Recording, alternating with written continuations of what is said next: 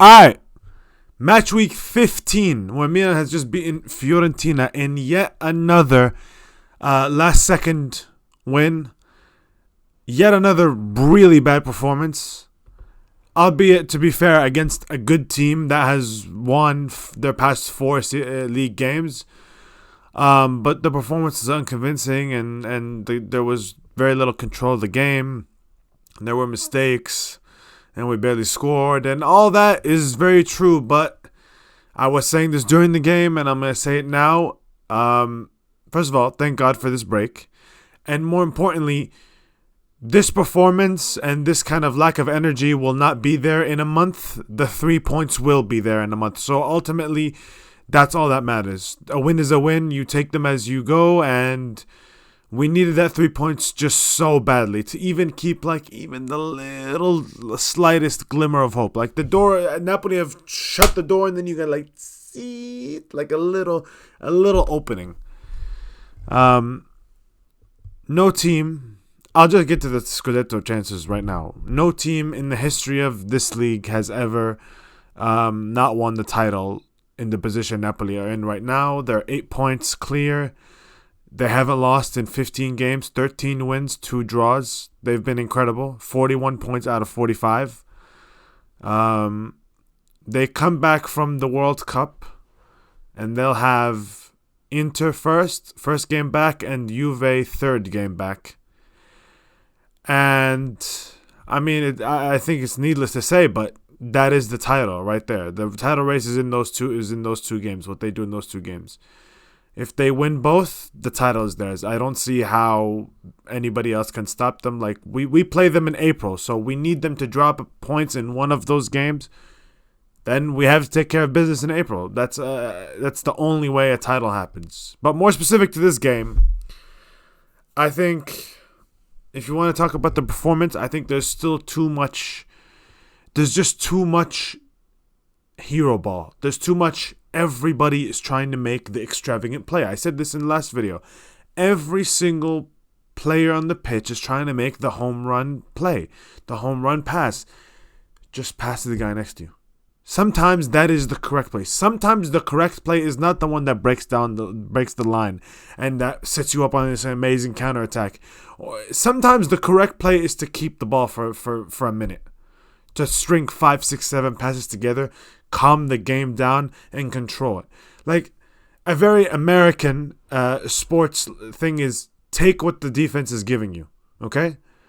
Every defense has to concede something. They have to concede something. And Fiorentina were pressing very high and trying to force us to play these extravagant long balls. Take what they're giving you, keep the ball, recycle possession. Okay? You do that, and their press, if you keep the ball well enough, you can break down their press with time. Okay? You can't break down their press with just trying to hit the home run ball to Leao or to Giroud, and every single time it's just we're losing the second balls. It doesn't work that way. That's their whole strategy. Their whole strategy is to win the second balls. I think, one thing that was getting me so fucking pissed off. I've talked about the set pieces for I don't know how many years at this point. 2, 3 maybe since I've been doing this. It's ridiculous. It's honestly ridiculous. I genuinely would want a set piece coach over a player in January. It's ridiculous. We're taking outswinging corners in 2022. That shit was left out of the game in 1985. I don't fucking understand. There's entire articles being written about how football is progressing, where people are aiming corners more towards the goalkeepers, towards the near post. Spurs this season, if you watch Spurs, who we're gonna play at some point this season, in February, right? If you watch Spurs, half of their goals have come from a corner to the near post, nodding it back to the far post where Harry Kane is. They've run that action 5 million times, and they've gotten goals from it consistently. And I almost feel it's almost a guarantee that we're going to concede from that same action when we play them because of how ridiculously bad we are at set piece, both attacking and defending. So to take out swinging corners in today's age, it makes no sense. Every team in the world is taking corners towards the goal towards the goalkeeper because there are opportunities they make mistakes, and crowding the goalkeeper is the best way to score corners in this day and age. So taking outswinging corners is ludicrous. It's ridiculous. It's not. It just shows a lack of attention to such an important part of the phase of the game. Somebody was telling me we have more, or I'm not sure that this stat is up to date now, but at some point we've had more open play expected goals than Napoli have. And Napoli are a juggernaut offensively. So to have more more open play expected goals than them is insanely positive.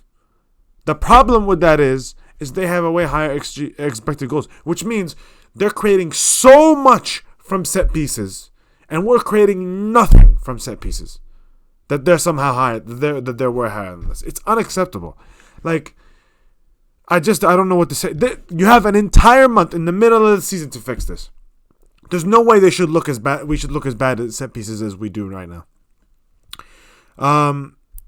Another thing is, honestly, I don't know where at some point in the past month we've gone away from the winning formula. In my opinion, the winning formula has always been our left-hand side.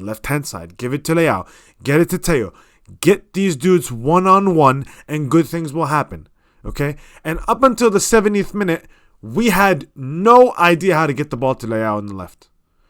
Then in the 70th minute, we started finally getting to them. And every single time, one-on-one or two-on-one, he beat his man or men. Okay? Every single time. And every single time, good things happened out of those plays.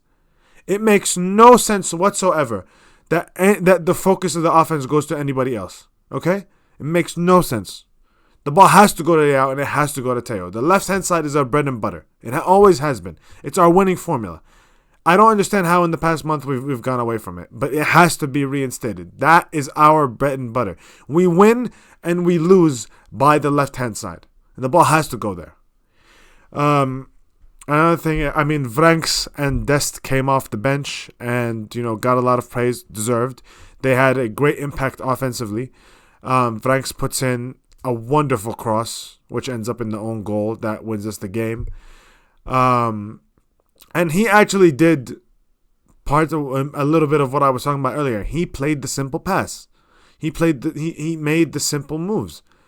Sometimes that's the right decision, and he only crossed it in that way. So if you look at that goal specifically, he had the opportunity to cross it in centrally. He was in the middle of the pitch, he had it, and he had space, and he had the opportunity to play in a cross, which Tonali and Benasser had repeatedly tried over and over and over and over, and they had failed over and over. And he actually was like, no, I'm gonna pass it to Dest and relocate into open space on the right-hand side, get the ball back, and then I'll cross. Then I'll be in a right position to get the ball where it needs to go. That's what we need more of. Dest was great offensively, but again, there's a difference between not being good defensively and simply not being willing defensively. He has no interest in defending. He has no defensive instincts whatsoever. What that cameo did show me, though, is that hopefully Calabria comes back after this month break, and there might be something where we can see them both together. He's not a right back. There's no way he's a right back. He has no interest defensively. He almost cost us a goal with the way he defended crosses. But on the ball, there is something. So maybe as a right midfielder, there's potential for him in this team. And honestly, finally, I just want to talk about, two things. First of all, the CDK conversation. You're hearing it in every single press conference at this point right now. They're asking about, why did CDK not play? Why did CDK not play? Why did CDK not play? And it's just, I think it's just, the entire conversation around him right now is bad. It's false. It's faulty. Like, it's from the core of it, is that there is no respect for the other players on this team. When you're talking about CDK, like Leao didn't start at the beginning when he first came in. Leao didn't start every game, and Tonali was the same way. And we didn't complain about those guys because we actually respected the guys that were starting in their place. Okay, nobody was like, "Oh, why is it Tonali starting every game?" Because they respected that Kessie and Benasser were holding it down, right? Put some fucking respect on Brahim's name because he's having a good season. Like, ideally, I would like CDK to play every game, But we don't have that luxury because we're not. When Kessie and Leao and Benasser came into the club and they played they started all these games. It's because it didn't matter. We were competing for 7th place. Who the hell cares? Let them play, right? But we're trying to compete for a title. And at this moment in time, Brahim, who seemingly gets no respect from the media, Brahim is our best chance at winning. Pioli doesn't have the opportunity to play CDK. If there's somebody, you don't play players. The same thing with Vranks and Chow, by the way. He's not going to play players who reduce our chances of winning this single individual game. Because we don't have the luxury of development right now. We don't. And again, let me preface this with, I fully believe in CDK. I fully believe he's going to be a great player.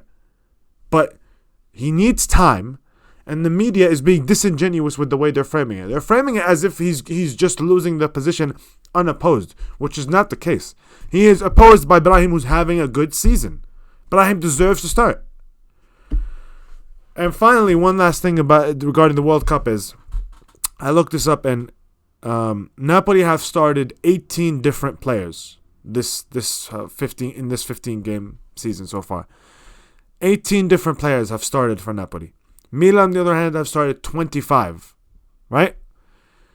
So clearly the lack of energy is something you can see, but also we have rotated, whereas they haven't, okay? Or they've rotated less is the better term. They've rotated less. Some of it has been forced on our part, but still. So that's another thing to look out for. You know, they've relied on the same group of players over and over and over. Not that that's a bad thing. I mean, I would like to be able to do that if we didn't have injuries and rotations, but it's just something to look out for if fatigue starts coming in, because the second half of the season is still packed with fixtures. You have from match week 16 to 38 to play, which is not normally what you would have in this span of time, and Champions League and Coppa Italia starting. So it's not like this second half of the season is just it's empty. It's not. It's also packed with fixtures. So fitness is going to be a thing, a concern throughout that stretch of games.